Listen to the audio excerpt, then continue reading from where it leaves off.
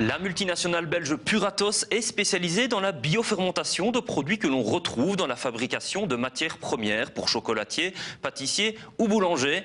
En octobre 2010, elle a inauguré une ligne de production de levain dans le zoning de Seille.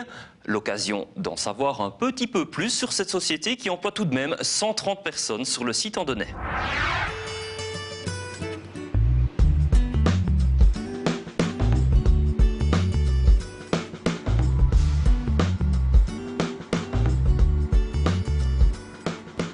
Puratos s'est établi ici à Andenne en 1994, d'abord avec une première unité de production d'enzymes, très rapidement suivie par un labo de recherche et développement, car chez Puratos, la recherche compte pour beaucoup. En 2000, une levurie est venue compléter les installations, et ici, enfin, en 2010, nous avons inauguré dernièrement cette unité dans laquelle nous nous trouvons et qui produit des levains séchés sur tambour.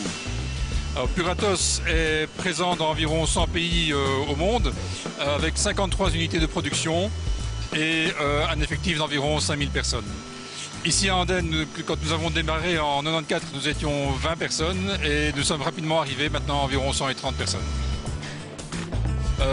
Ici à Andenne, nous fabriquons principalement des levains qui sont l'activité similaire à ce que le boulanger faisait anciennement, mais produit de manière tout à fait contrôlée et surveillée. Voilà. Alors la production de levain commence par la mise en œuvre des matières premières qui sont mélangées avec de l'eau dans les cuves de fermentation. Ces cuves de fermentation sont ensemencées par des micro-organismes spécialisés qui ont fait l'objet d'une recherche de la part de Puratos en fonction de l'application finale du levain, en fonction du pain particulier dans lequel ce levain va être utilisé. Une fois que la fermentation est terminée, ces levains sont séchés sur ce qu'on appelle des tambours. Ce sont des grands cylindres dans lesquels on injecte de la vapeur.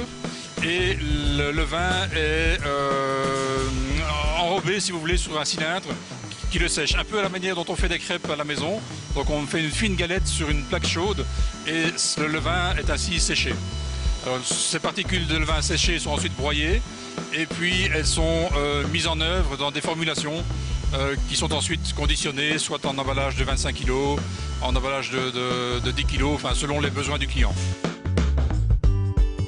Dans les différentes parties du monde ou dans les différentes régions, cette fermentation apporte des goûts différents.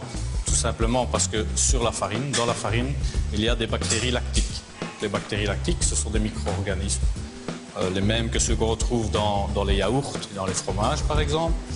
Et elles vont développer, lorsqu'on fermente un levain, un arôme spécifique.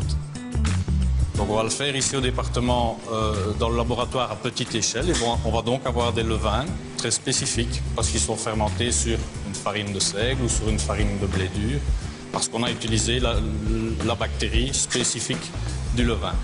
On va donc avoir un produit qui a un goût vraiment typé et on va alors le valider avec des boulangers, avec des consommateurs pour voir si l'arôme qui en ressort est effectivement celui qui est attendu. Lorsqu'on va développer des levains prêts à l'emploi, on peut en faire profiter toutes les régions du monde. Donc si on fait un levain prêt à l'emploi qui est originaire d'Italie, on va pouvoir l'appliquer et en faire profiter nos clients partout dans le monde. Pour qu'ils puissent produire des ciabatta, des focaccia vraiment typés. La même chose, un levain de pain de seigle que l'on va développer, qui va nous venir du Danemark.